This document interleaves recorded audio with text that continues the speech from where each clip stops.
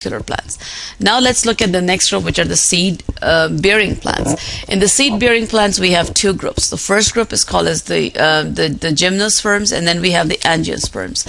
So let's look at the Gymnosperms and the flowering plant, and then the flowering plants are the Angiosperms. So if you think of a rose, or you're thinking of any of kind of these fruits, these are all parts of the Angiosperms.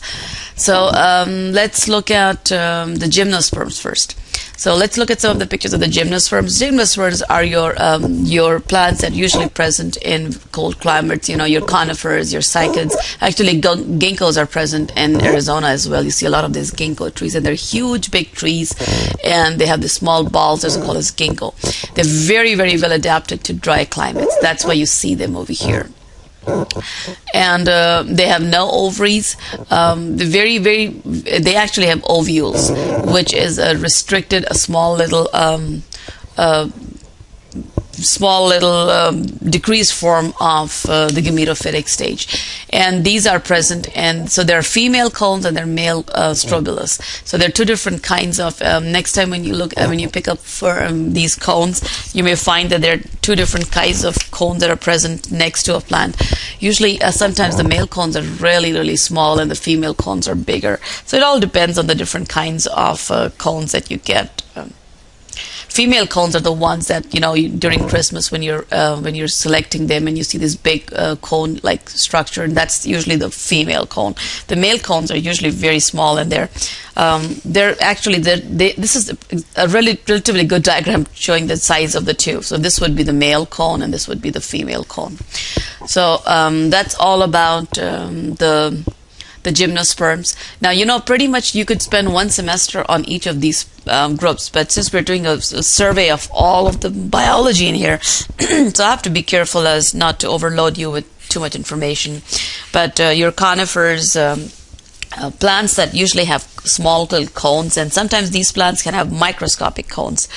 Usually the trend is male cones are always smaller, and most are not even woody. They're like green little parts, and they look like thick leaves sometimes. So this is about the Gymnosperms, or the plants with the naked seeds.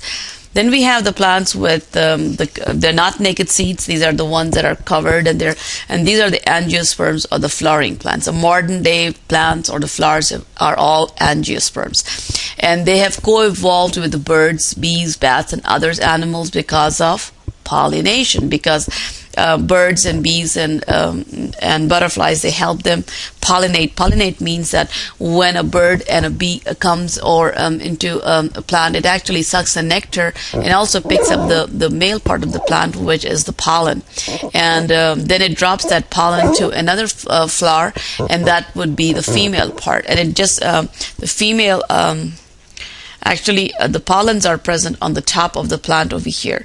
And then inside the plant is this little tube-like structure, which is the female part. So once the pollens are dropped in here, they go into this chamber, and they fertilize the egg, which is the inside the ovule.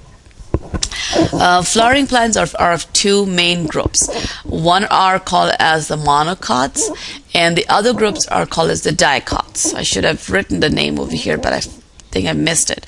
So dicots are the other group. Now grasses and stuff are usually monocots. Anytime you see a plant that is looking like a leafy plant, not leafy, I should say grassy plants. If you see long plants that have this long little leafy, grassy look to it, they're all usually monocots.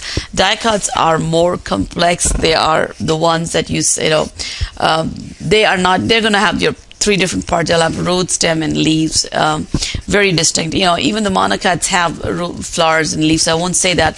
Monocots actually have less support, so they're going to be more green and more flexible, and they will break easily. And then the dicots would have a more woody texture to it.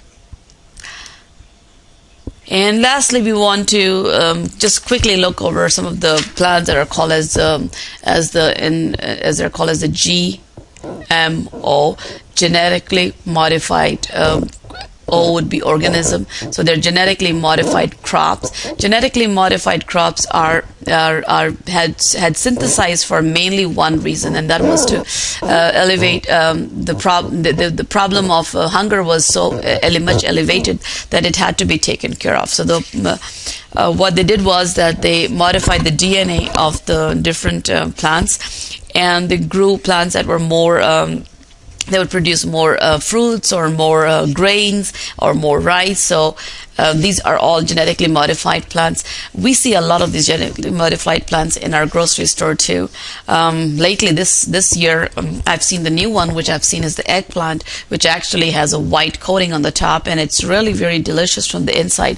But that's a genetically modified plant. And when you see of those combinations of plucots, apricots, and plums, those are also genetically modified. So this concludes our mini lecture on the plants.